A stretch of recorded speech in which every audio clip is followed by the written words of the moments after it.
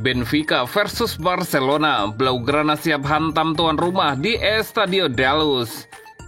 Pilar muda Barcelona tak masalah harus bersaing dengan Frenkie de Jong. Fakta menarik jelang Benfica versus Barcelona di Liga Champions. Strategi cerdik Deco selamatkan keuangan Barcelona.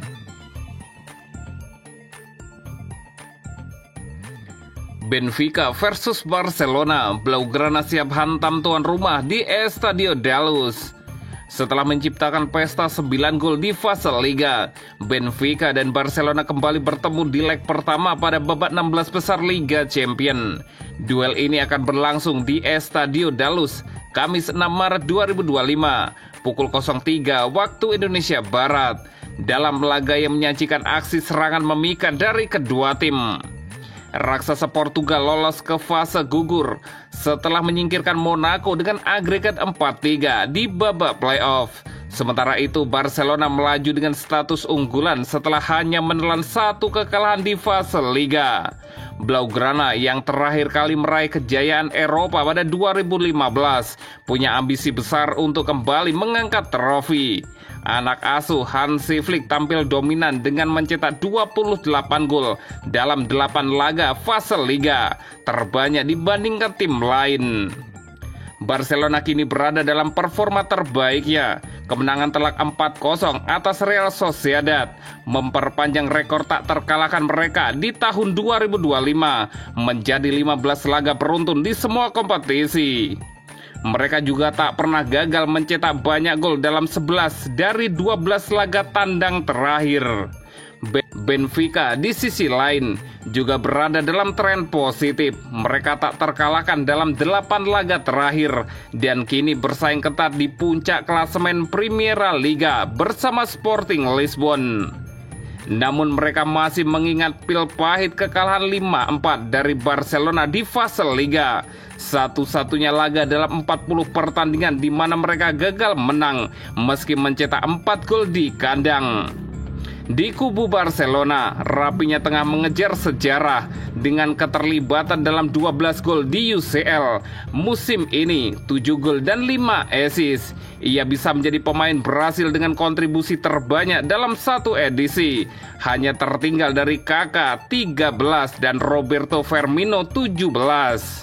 Sementara itu, Fenglis Pavlidis tetap menjadi tumpuan Benfica. Striker asal Yunani ini mencetak 3 gol dalam duel Benfica versus Barcelona di fase Liga dan sudah mengoleksi 7 gol serta 2 assist di UCL musim ini.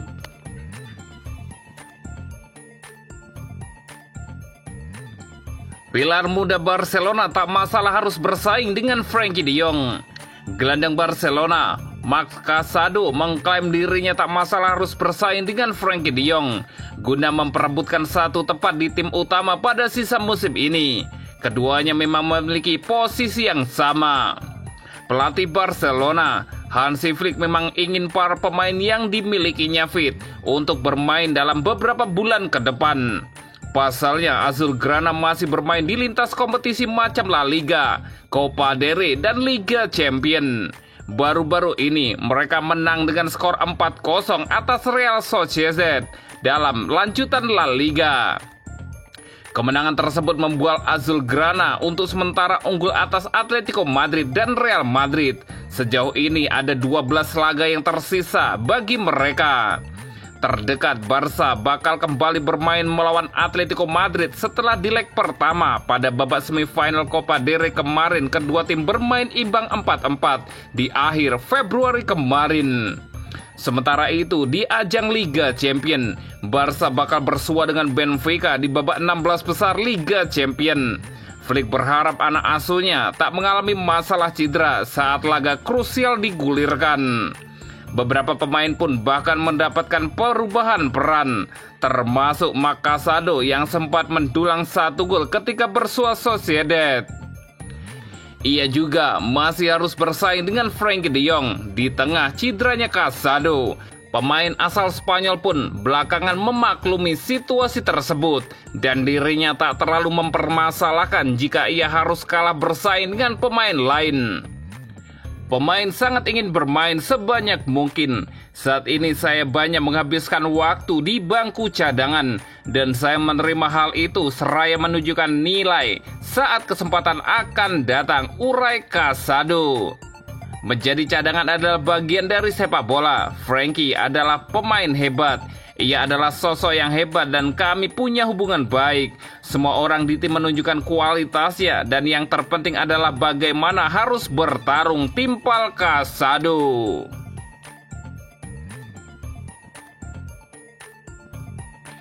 Fakta menarik jelang Benfica versus Barcelona di Liga Champions. Benfica dan Barcelona akan bertemu kembali di babak 16 besar Liga Champions UEFA musim 2024-2025 dalam sebuah duel yang syarat sejarah. Kedua tim memiliki catatan panjang dalam kompetisi ini dan pertandingan mendatang diprediksi akan kembali menyajikan pertarungan sengit. Berikut adalah beberapa fakta menarik jelang laga ini. Yang pertama, Benfica dan Barcelona telah berhadapan sebanyak 10 kali di ajang Piala Eropa atau Liga Champions UEFA. Dengan yang ke-11 menjadikannya sebagai pertemuan terbanyak Benfica dengan lawan di kedua kompetisi tersebut. Juga 11 kali melawan Manchester United dan Bayern Munich. Yang kedua, Benfica dan Barcelona telah bertemu di Liga Champions UEFA musim ini dengan 9 gol tercipta dengan kemenangan 5-4 untuk Barcelona. Dari 40 kali Benfica mencetak 4 gol lebih dalam pertandingan kandang Eropa. Itu adalah satu-satunya kesempatan mereka gagal menang. Yang ketiga, Benfica memenangi 2 dari 3 laga kandang pertama mereka melawan klub Spanyol di kompetisi Eropa. Yang keempat, Barcelona hanya kalah 1 kali dari 10 laga tandang terakhirnya melawan tim Portugal di kompetisi Eropa. Meski 1 kali kekalahan itu terjadi di Benfica pada September 2021. Yang kelima, 10 pertandingan Benfica di Liga Champions UEFA musim ini telah menghasilkan 35 gol. Sementara hanya dalam 1 edisi sebelumnya mereka memiliki rasio gol per pertandingan yang lebih tinggi dalam kompetisi tersebut.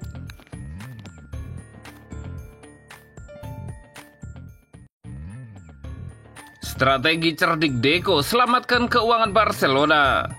Barcelona menunjukkan kemajuan finansial yang signifikan sejak Deco mengambil alih posisi sebagai direktur olahraga. Klub asal Catalunya ini berhasil mencatatkan keseimbangan ekonomi yang positif meskipun menghadapi kendala keuangan dalam beberapa tahun terakhir. Laporan terbaru dari Sport mengungkapkan bahwa Barcelona mampu mengelola proses pembangunan skuad dengan hati-hati dan efisien. Keberhasilan ini tidak lepas dari strategi Deco dalam mengganti transfer pemain, baik masuk maupun keluar. Salah satu langkah penting yang memperkuat posisi keuangan Barcelona adalah kepindahan Vitor Roque ke Palmeiras. Transfer ini memberikan kontribusi besar terhadap surplus keuangan yang dicapai klub di bawah kepemimpinan Deco. Sejak mengambil alih kepemimpinan, Deco telah mengawasi transfer pemain dengan total pengeluaran 80 juta euro untuk pemain baru. Di sisi lain, penjualan pemain berhasil menghasilkan 89 juta euro, menciptakan laba bersih sebesar 9 juta euro. Manajemen keuangan yang cermat ini memungkinkan Barcelona melakukan penambahan penting ke skuad tanpa mengorbankan stabilitas keuangan. Hal ini menjadi langkah strategis untuk memastikan klub tetap kompetitif di tengah tantangan finansial. Beberapa pemain yang dibeli di era Deco antara lain adalah Dani Olmo dengan harga 47,5 juta euro, Pau Victor seharga 2,5 juta euro, dan Vitor Roque senilai 30 juta euro sebelum akhirnya dipinjamkan. Barcelona juga berhasil menambah pendapatan signifikan dari penjualan pemain. Transfer Vitor Roque ke Palmeiras menghasilkan 25,5 juta euro, sementara Nico Gonzalez yang pindah ke Manchester City mendatangkan 22 juta euro. Selain itu, penjualan Michael Faye 10,3 juta euro, Julian Araujo 10 juta euro, SABD 7,5 juta euro, Maguiu 6 juta euro, Unai Hernandez 4,5 juta euro, dan Estanis Pedrola 3 juta euro, turut memperkuat posisi keuangan Barcelona. Strategi ini tidak hanya membantu Barcelona mengurangi beban finansial, tetapi juga memastikan adanya aliran pendapatan yang stabil. Salah satu aspek kunci dalam strategi transfer Barcelona adalah mempertahankan persentase dari penjualan masa depan untuk beberapa pemain yang dijual. Hal ini memungkinkan klub mendapatkan keuntungan finansial jika pemain tersebut melakukan transfer besar di masa mendatang. Contohnya adalah transfer Nico Gonzalez, di mana Barcelona mempertahankan hak atas persentase penjualan. Langkah ini menunjukkan visi jangka panjang Deco dalam membangun stabilitas finansial klub. Dengan kombinasi manajemen transfer yang cerdas dan strategi finansial yang matang, Barcelona berhasil membangun fondasi yang kuat untuk masa depan.